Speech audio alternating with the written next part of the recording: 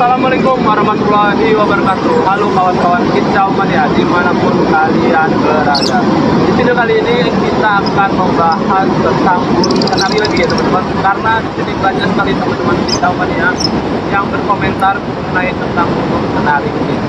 Dan saya tidak sendirian bersama teman-teman kita, yaitu ya Mas Mungkin. Kita sudah lama banget nggak buat video Mas. Mungkin hampir 1 tahun Mas ya. Iya Mas. Sudah mungkin ada burung-burung kita yang mabung, ya. jadi nggak sempat buat konten-konten lagi kita Mas. Iya. Saat aku bisa, beliau nggak bisa. Jadi banyak urusan pribadi. Pribadi yang nggak bisa dipertemukan itu Mas. Benar banget Mas. Dan di video kali ini kita spesial berada di salah satu wisata di Lubulingga ya Mas ya. Waterpark. Objek wisata waterpark Mas. Air terjun ini Mas ya. Ini terlalu niat ini buat video. Bener. Mumpung ada waktu pas. Ya. Jadi kan sekalian healing. Benar Mas. Ya. Ngilangin stres gitu Mas. Ya. Nah ini kita akan membahas tentang kenari paut nih Mas Mugidi. Kenari paut ya Mas. Ya. Siap. Cukup banyak sih Mas Mugidi yang lihat di kolom komentar. Teman-teman itu bertanya tentang kenari paut. Benar. Nah, mulai dari rawatannya, kemudian gimana cara membuat dia gacor, terus gimana supaya dia nggak birahi, benar, dia nggak ngejar-ngejar tangan. Benar. Iya Mas. Untuk Kita kupas tuntas semua Mas ya. Di pertemuan kali ini. Ya. Kita untuk awalan Mas Mungkin ini terakhir kapan Mas? Kita ngingon paut Mas, kenari Mas. Kapan Mas? Ini posisi sekarang masih ngingun paut juga Mas. Ada Mas, di rumah Mas. Ya sebagian ternak kan, sebagian juga ada yang ngambil sama temen. Karena biasanya ngambil yang paut-paut temen itu biasanya terah Mas gitu. Ya, gitu Mas ya. Oh, jadi kan namanya main paut ini sama kayak main murah Mas. Kalau ibaratnya terahnya bagus, biasanya batang itu nggak jauh dari buahnya gitu Mas. Dan berarti memang teman-temannya bukan sekedar ngomong doang ini Mas. Bener Mas. Kan realita di lapangan. Bener. Sekarang sudah terbukti kan Mas. Karena sudah main dari jenjangnya paut, main dari nol gitu. Sampai orang bilang kan dari nol tuh memang bener Mas, susah. Prosesnya panjang. Bener. Gitu. Ngatur birahi. Setelah padi yang ditanam hari ini tidak di panuai. Nggak benar itu Mas. Kemudian itu gimana sih Mas untuk merawat kenari paut mulai dari kita take over nih Mas? Misal berapa bulan nih Mas? Misal berapa bulan nih? Seumpama nih misalnya orang mau beli gitu Mas. Minim-minim itu sebulan setengah tuh udah pas Mas. Itu Mas. Ya? 1 bulan setengah itu. Jadi di jangka waktu 3 bulan kan dia tuh mulai nyusun lagu, ibaratnya nata lagu dulu. Dia tuh ada tatahan Mas, dari weklus, ngeriwik kasar, terus kaset kusut, ngelagu. Sudah ngelagu tuh mecah suara, ya itu baru tingkat yang ke atas gacor Mas, angkat gacor gitu. Gitu Mas. Jadi itu ya teman-teman untuk tingkatan untuk merawat kenari paut. Bener, jadi enggak tiba-tiba gacor gitu. Enggak lah Mas, jadi gitu kan. Ada tingkatan dulu dari rendah sampai yang atas. Benar. Itu kan ibaratnya semakin berkembangnya burung nanti kan juga gacornya sendiri gitu Mas. Untuk misal umur 1 bulan atau 2 bulan sebelum dia nata lagu tadi kan. Nah itu perawatan paginya itu gimana Mas untuk hariannya? Kalau perawatan di rumah tuh Mas, kenari itu ya jemur tuh harus wajib. Tapi ya dalam tutup kurung di bawah jam 8 Mas. Karena ibaratnya kayak ya burung paut Mas, pisingnya belum staminanya juga belum kebal. Jadi ya jam 7 sampai paling jam 8 lah mentok maksimal penjemuran. Beda kalau kayak burung yang udah mapan gacor tuh jam 8 ke atas, yang penting di bawah jam 10 masih aman Mas. Takutnya fisiknya tuh nggak terlalu kuat. Kan burung masih bulu paut kan masih lembab bulunya Mas. Jadi bagusnya tuh dari jam 7 ya di pokoknya sampai jam 8 tuh bagus Mas. Paling maksimal ya 15 menit 20 menit cukup untuk pengembunan paut jemur. Kalau masalah pengembunan itu di rumah nggak pakai kembun Mas. Gitu Mas ya. Uangnya sih buat turu. Uang turu itu Mas. Tergantung masing-masing. Ya seumpamanya kalau kerja tuh biasanya orang mau ke pekerjaan Mas, misalkan jam 7 udah berangkat nih. Jadi setengah 6 tuh setengah 7 udah jemurin. Jadi kan dapat setengah jam tuh udah cukup. Ya kalau setengah jam 7 nggak terlalu kenceng banget Mas panasnya itu. Ketimbang jemur jam 10 jam 11 tuh panas banget Mas. Untuk makanannya sendiri Mas, begini gimana itu Mas? Tentu masalah dipakan Mas ya. Biasanya orang nih kalau paut biar cepet bunyi pakannya dikencengin. Itu salah Mas. Itu buat burung yang ibaratnya terlalu over. Nanti itu ibaratnya belum masanya bunyi, kita udah paksain untuk bunyi. Itu burung bakalan dampak buruknya ya cabul, Mas. Bisa. Karena burung belum wayanya bunyi, kita udah paksa pakan kenceng, pakan ibaratnya kayak si pakan biji yang gold coin itu, Mas.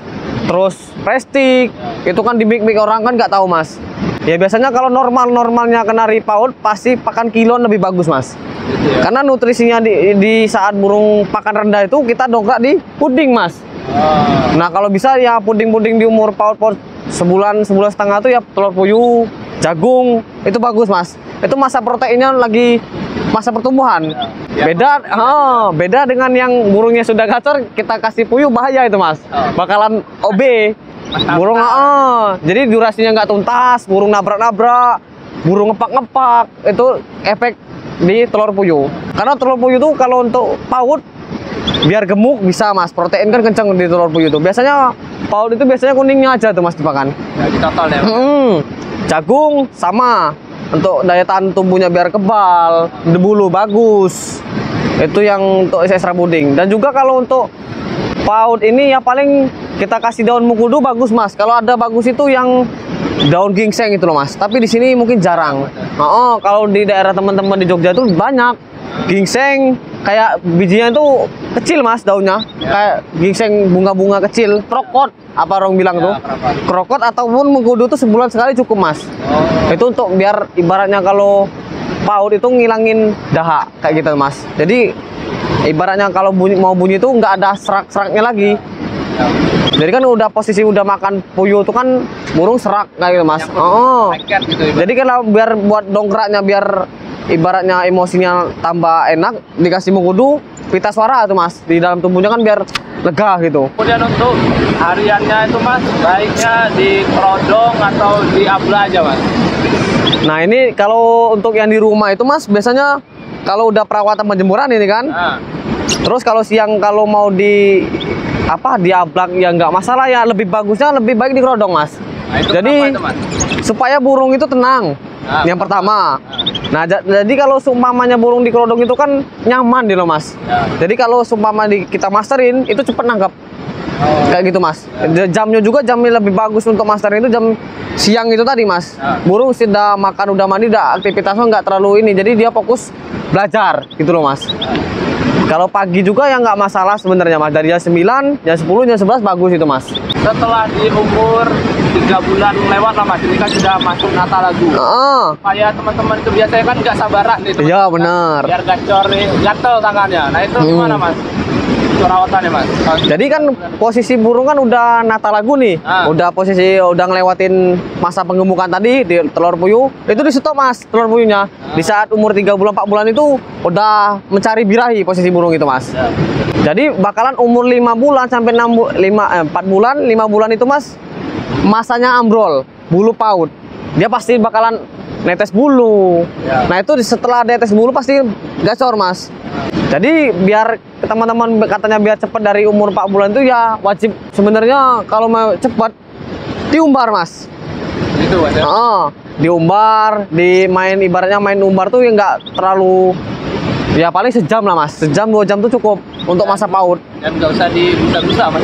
Biarkan dia terbang sendiri, Tapi kan kadang kan teman-teman, Mas, ini kan burung nggak pernah diumbar gitu kan. Nah, jadi gimana biar masuk umbarnya mudah gitu? Dilaparin solusinya, Mas. Terapi. Jadi seumpamanya kalau posisi mau masukin, kan posisi kalau dikasih makan kan dia malas masuk kandang, Mas. Jadi seumpama nih teman-teman ngumbar nih jam 9, jam 10. Mau masukin jam 12 ini, Mas. Jam 11 tuh kita angkat pakannya, Mas. Pakan diangkat, jadi posisi sejam tuh terbang tuh habis tenaganya, Mas. Lapar. Jadi unggusannya masuknya enak gitu loh, Mas. Ngajari terapi lah gitu, Mas, ibaratnya. Jadi kan dia ngelihat di dalam kandang ini ada pakan, masuk. Jadi gitu, Mas. Ngejar gitu, Mas. Ngejar.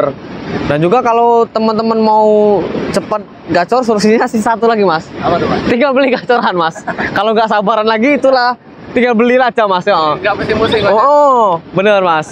Namanya ngadepin burung yang PAUD itu ya proses tadi, Mas, panjangnya. Ibaratnya udah mudah dari Natal lagu nyampe susun lagu tuh.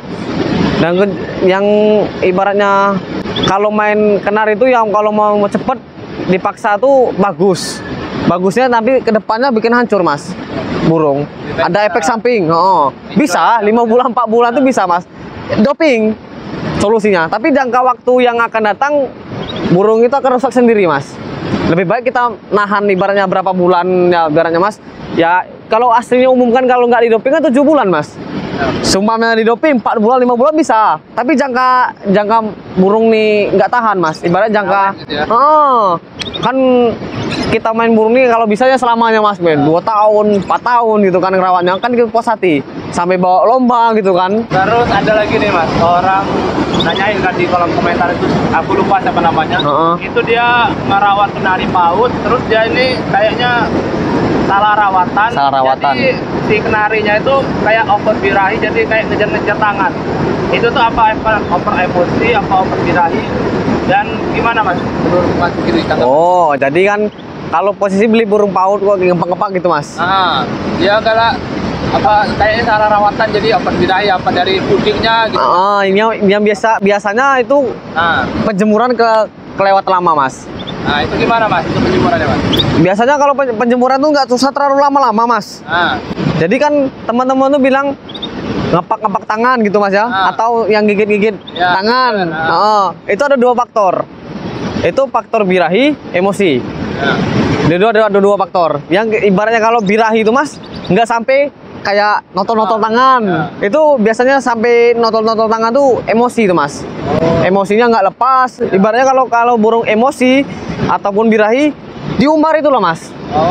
Jadi posisi burung birahi emosi itu kalau kita masukkan ke dalam umbaran hilang mas birahinya.